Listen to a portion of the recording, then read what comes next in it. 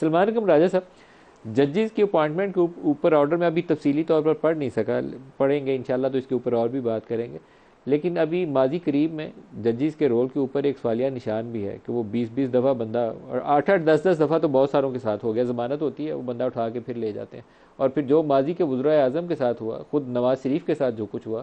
وہ ججز کی کمزوری کی سب سے بڑی ایک نشانی تھی۔ ذوالفقار علی بھٹو کے ساتھ پھانسی کا پھندہ، نواز شریف کے ساتھ ایک منتخب وزیر اعظم کو اٹھا کے باہر پھینک دیا،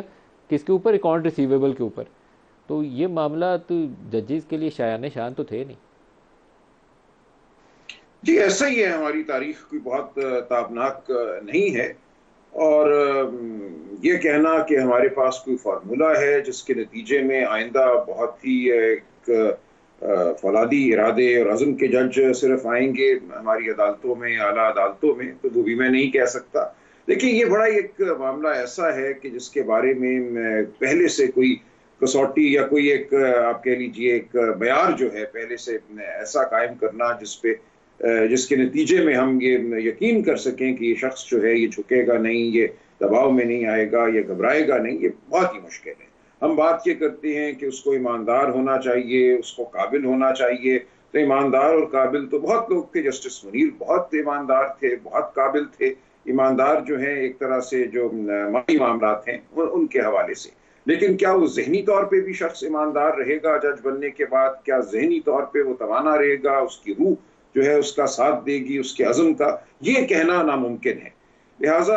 یہ کون سا معیار ہو، کون جج بنانے والی طاقت ہو جو بالکل ہر دفعہ اس بات کا یقین کر سکے کہ یہ شخص جو ہے آ کر کھڑا ہو جائے گا، آئین کے خلاف اگر کوئی کام ہوا، آئین پر حملہ ہوا تو یہ مدافعت کرے گا؟ یہ میں نہیں سمجھتا کہ اس کا کوئی ایسا معیار ہمارے پاس ہے یا کوئی ایسا طریقہ ہے جس کے ذریعے ہم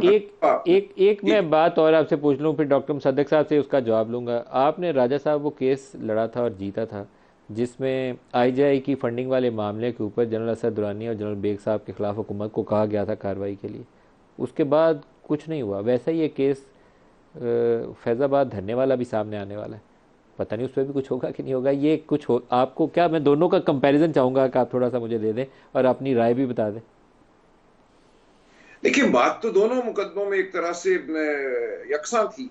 کہ وہ لوگ جنہوں نے حلف اٹھایا ہوتا ہے آئین پاکستان کی وفاداری کا، جنہوں نے یہ حلف اٹھایا ہوتا ہے کہ وہ سیاسی معاملات میں مداخلت نہیں کریں گے، جوڑ توڑ کا حصہ نہیں بنیں گے، وہ یہ طے نہیں کریں گے کہ کس پہ سرخ لکیر لگانی ہے، کس پہ سرخ لکیر نہیں لگانی، وہ اپنے آپ کو قومی مفاد کا جو ہے جج مقرر نہیں کریں گے کہ ہم جانتے ہیں قوم کے مفاد میں کیا ہے، ملک کے مفاد میں کیا ہے۔ یہ تمام معاملات ان مقدمات میں، خاص طور سے جس مقدمے کا آپ نے ذکر کیا اصغر خان کیس، بہت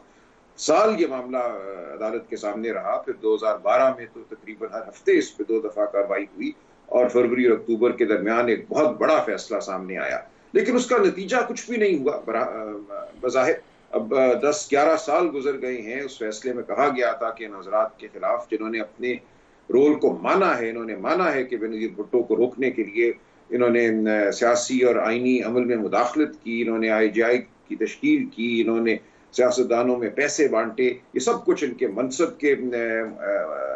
سے انحراف تھا، اس کے مطابق نہیں تھا، ان کے حلف سے انحراف تھا، لیکن وہ آج بھی سینہ تان کے پھرتے ہیں اور اپنے کیے پر نہ نادم ہیں، نہ کوئی ان میں خفت کی کوئی جھلک نظر آتی ہے۔ تو یہ ایک المیہ ہے ہماری اجتماعی زندگی کا، اور یہ آپ کے خیال میں پھر 28 والے کیس کا کیا بنے گا؟ اس میں جنرل فیض کا نام ہے اور سپریم کورٹ کا آرڈر اس میں بھی ہے۔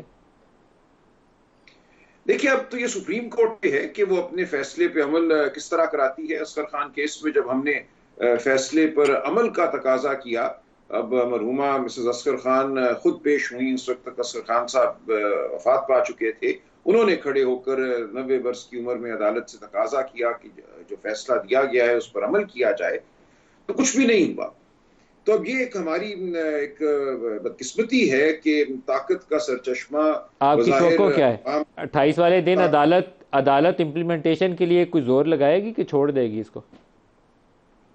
دیکھیں، میں کچھ نہیں کہہ سکتا، ہم امید کر سکتے ہیں کہ آئین کے تقدس کے لیے اور جو آئین کے تحت حلف لیے گئے ہیں ان کے تقدس کے لیے عدالت کوئی تقاضا کرے اور کوئی عمل کرے، لیکن یہ ہم دیکھیں گے کیا ہوتا ہے اس دن۔